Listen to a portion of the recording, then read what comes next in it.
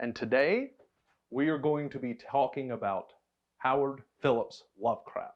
You filming in there? Yes, I'm filming. What are you talking about? Howard Phillip Lovecraft. Oh, that racist sack of Okay, continue. That's not the whole thing, though. No, he was racist. No, I know he was racist.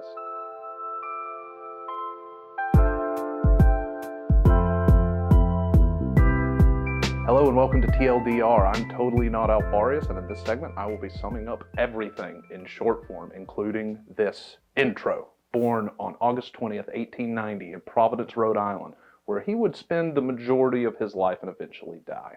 He was the product of a very doting, protective mother and an absentee father who went insane from a bout of syphilis. This coddling, secluded nature would go on to influence his writing style greatly. His writing style has been described as cosmicism, dealing heavily with the place of humanity in the cosmos.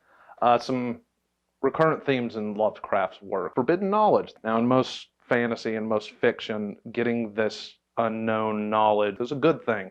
It's bad. The truth is always bad. You will go crazy or you're eaten by some amorphous blob. And lastly, othering. Lovecraft was a very snooty person. He thought that he was born in the wrong time. The themes of being an outsider, the fear of the unknown, but his xenophobia and fear-induced loneliness played a great part in the atmosphere of his stories. If you can separate the art from the artist, good on you. If you can't, totally understandable. If you know anything about H.P. Lovecraft, you probably know this guy here, the Dread Cthulhu, the High Priest of the Great Old Ones, or if you're not that knowledgeable, that squid dragon monster thingy that was on an episode of South Park.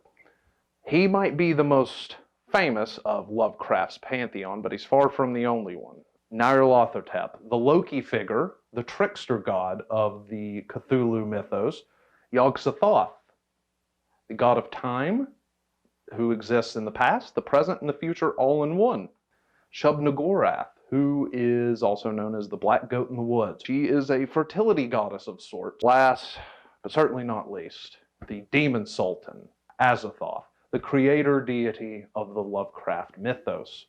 He exists, or so they say, at the center of the universe, and that all reality is simply a dream of his, and that if he were ever to wake up, everything we ever known is just snapped out of existence.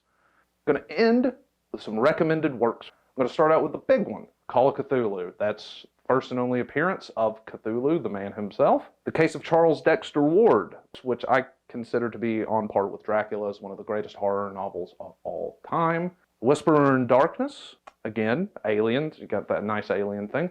The Color Out of Space. Color Out of Space, I believe, is his most Lovecraftian work. Fantastic. You might recognize the name from a Nicolas Cage movie that came out last year that is also really good. Nicolas Cage, very, very good actor. Ending with, if you like high fantasy, The Dream Quest of Unknown Kadath. It reads like a Dungeons & Dragons campaign. It's amazing. And it's ridiculous, and that has talking cats. To give you the TLDR of H.P. Lovecraft, I'll use a quote from the man himself. And this quote is from the story Call of Cthulhu. Summarizes, I think, nicely his worldview. The most merciful thing in the world, I think, is the inability of the human mind to properly correlate all its contents.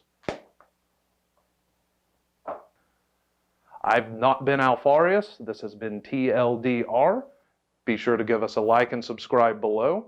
Here is a video YouTube recommends. Here's one of our videos you might like. Thank you, and good evening.